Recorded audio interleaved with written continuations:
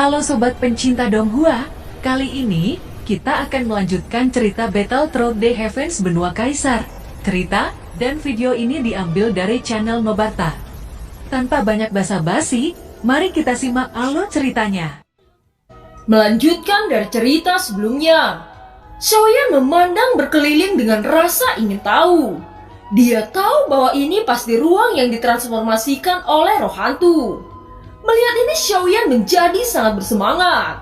Roh hantu yang dapat meniru ruang masih minoritas.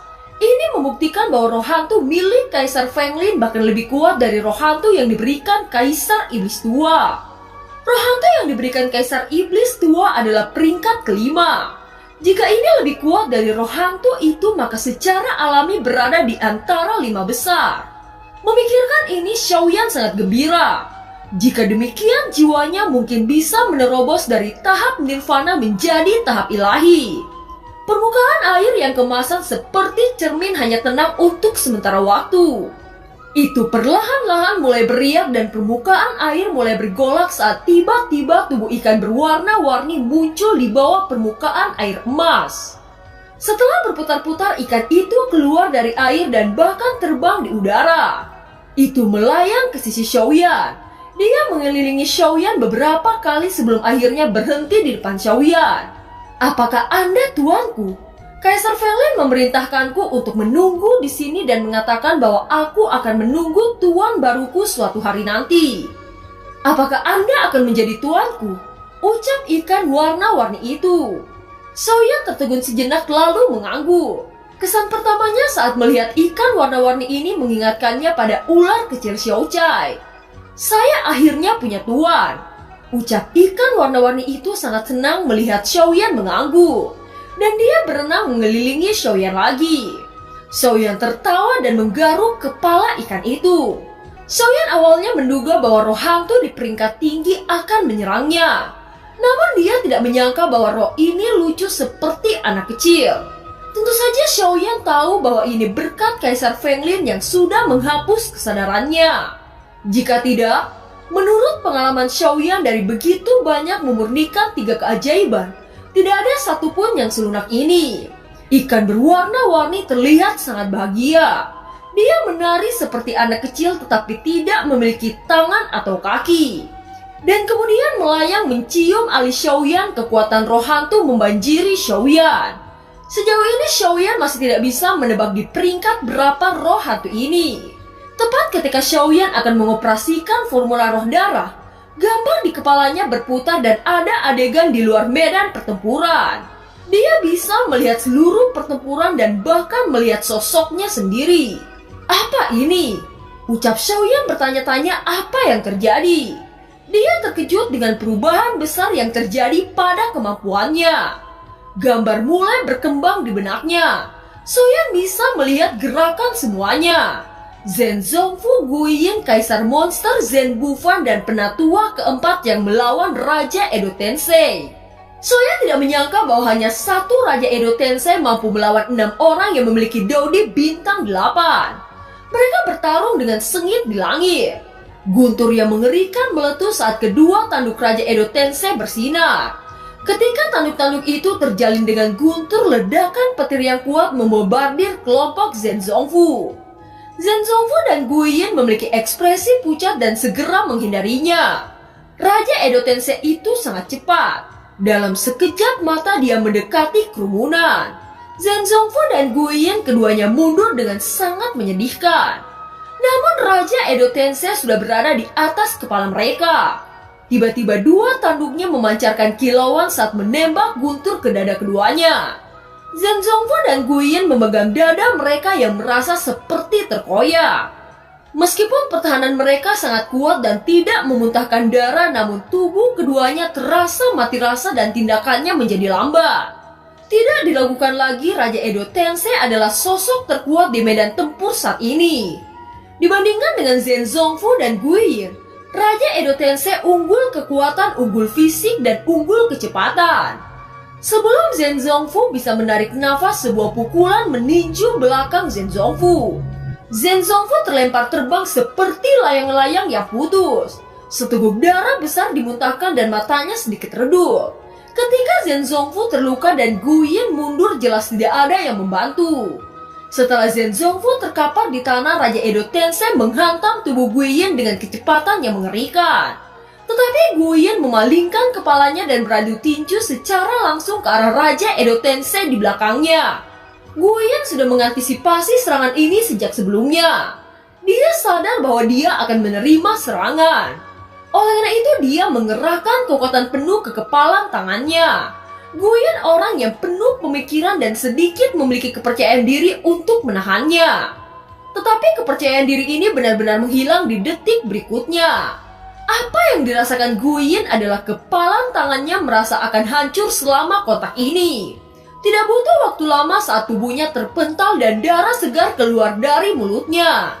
Pada saat ini kedua pejuang yang terkuat di pihak Shofu Mansion benar-benar dikalahkan dengan cara yang menyedihkan. Mereka bahkan tidak bisa bertahan lama di bawah serangan dari Raja Edo Tensei. Ketika Xiaoyan melihat pemandangan ini yang diproyeksikan di benaknya, dia menelan seteguk air liur. Dia tidak berharap orang sekuat Gu Yin dan Patriark Zhen Zongfu dikalahkan begitu cepat. Jika ini terus berlanjut, saya khawatir mereka tidak akan berakhir dengan baik. Gumam Xiaoyan. Gambar di benaknya menghilang dan Xiaoyan membuka matanya. Dia melihat ikan warna-warni yang sedang berenang di sekitarnya. Adegan tadi terlalu nyata, bukan fantasi. Xiaoyan tahu betul bahwa penampilan di benaknya pasti memiliki hubungan mutlak dengan ikan hantu berwarna-warni ini. "Siapa namamu?" tanya Xiaoyan. "Monster supernatural," ucap suara halus ikan kecil berwarna-warni. Mendengar nama itu, Xiaoyan langsung terkejut. Dia pernah mendengar bahwa monster supernatural adalah roh hantu yang ada dalam legenda. Roh hantu ini berada pada peringkat pertama yang terkuat daripada roh hantu apapun. Ia memiliki kemampuan yang sangat kuat dan mampu memprediksi apa yang akan terjadi di masa depan. Setelah mendengar nama monster supernatural itu, Xiaoyan tiba-tiba menyadari bahwa gambar yang dia lihat sebelumnya pasti telah terjadi dalam waktu dekat. Xiaoyan menilai bahwa itu akan terjadi setelah melihat gambaran sebelumnya. "Bisakah saya melakukan sesuatu untuk mengubah keadaan di masa depan?" ucap dalam hati Xiaoyan memikirkan masalah ini. Satu-satunya waktu sekarang adalah menyerap roh hantu monster supernatural dan meningkatkan kekuatan jiwanya. Setelah dia melihat situasi yang baru saja diprediksi, Xiaoyan sadar bahwa masalah ini tidak bisa ditunda lebih lama lagi. Xiaoyan segera mengaktifkan darah iblis di tubuhnya dan menyerap roh hantu supernatural.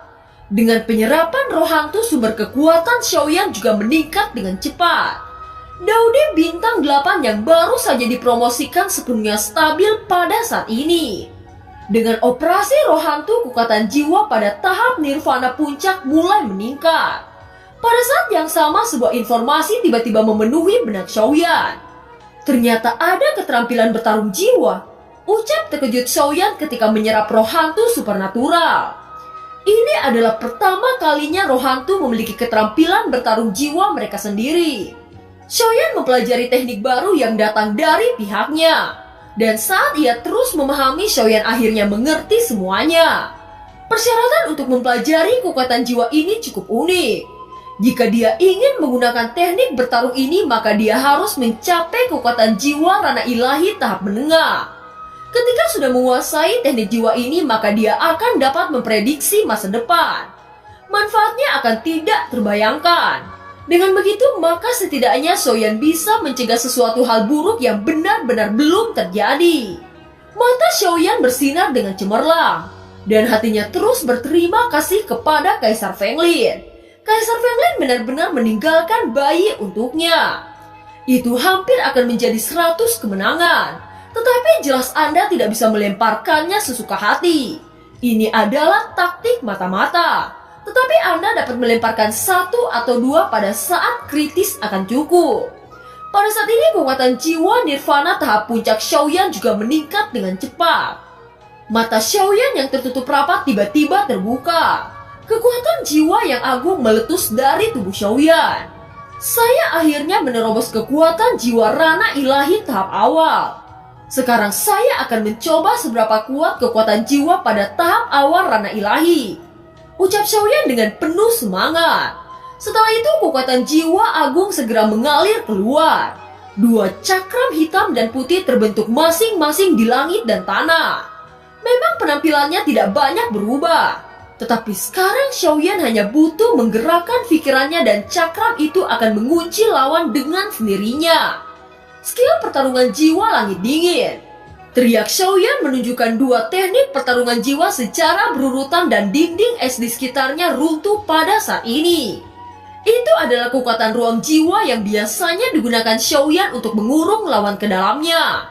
Namun sekarang memiliki perubahan besar. Ruang pasir dan batu merah di mana-mana. Langit seperti tinta hitam dan tidak ada bintang dan tidak ada bulan. Dan kabut putih muncul di tanah merah yang tak berujung.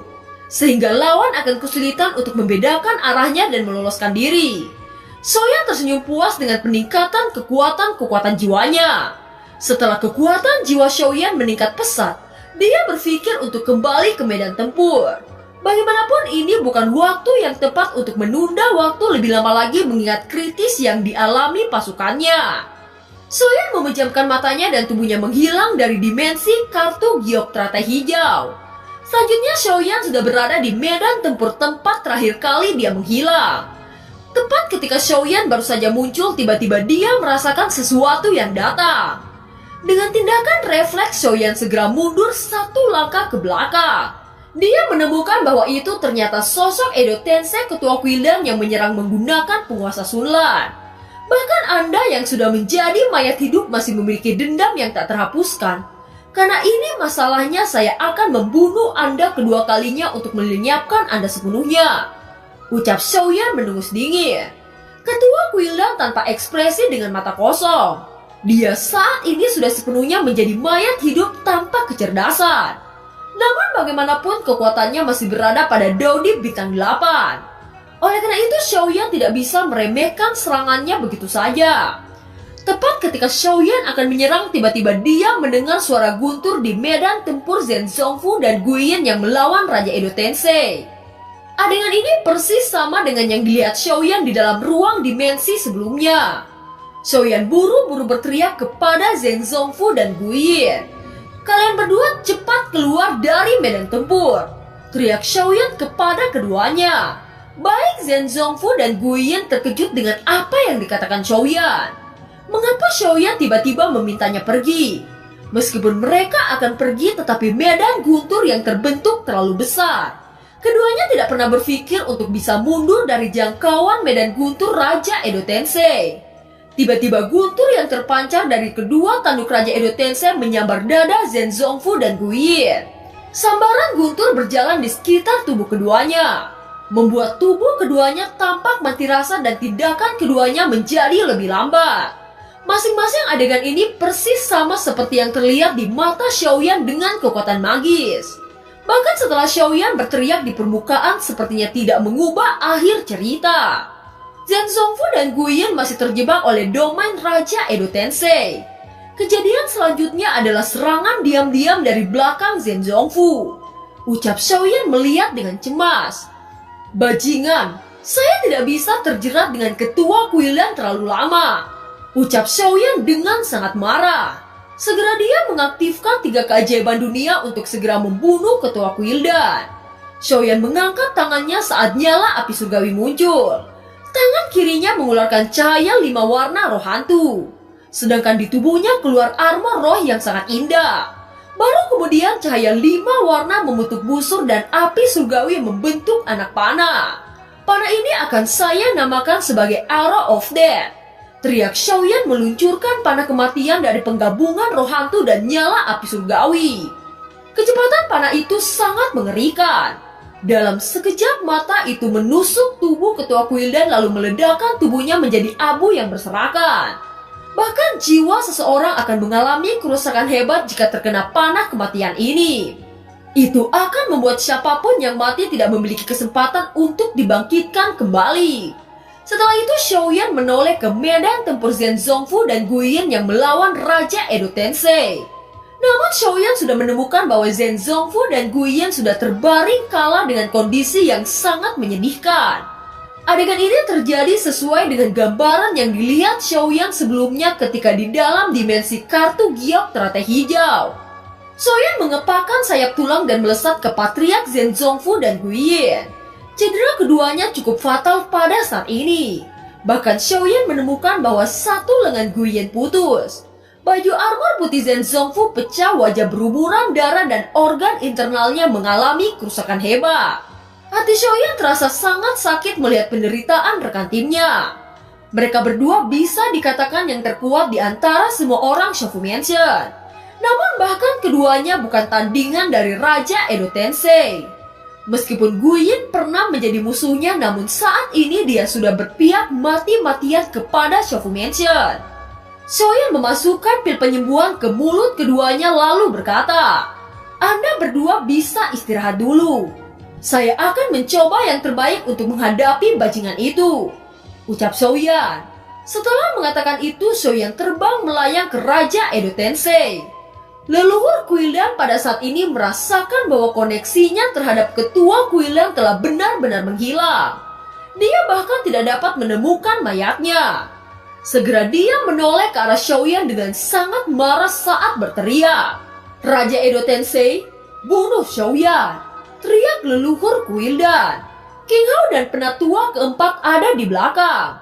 Dalam pertarungan ini mereka sama sekali tidak bisa campur tangan. Bahkan pria sekuat Guiyin dan Patriark Zhen Zongfu kalah dengan sangat cepat. Semua orang yang melihat Xiaoyan di medan tempur secara alami ingin bergegas masuk. Namun kekuatan Raja Edo Tensei benar-benar melekat di hati semua orang. Dan rasanya mustahil untuk dikalahkan. Itu hanya akan menjadi beban kepada Xiaoyan jika mereka terlibat. Meski semua orang tidak bisa menghentikan Xiaoyan, mereka hanya bisa berharap untuk sebuah keajaiban.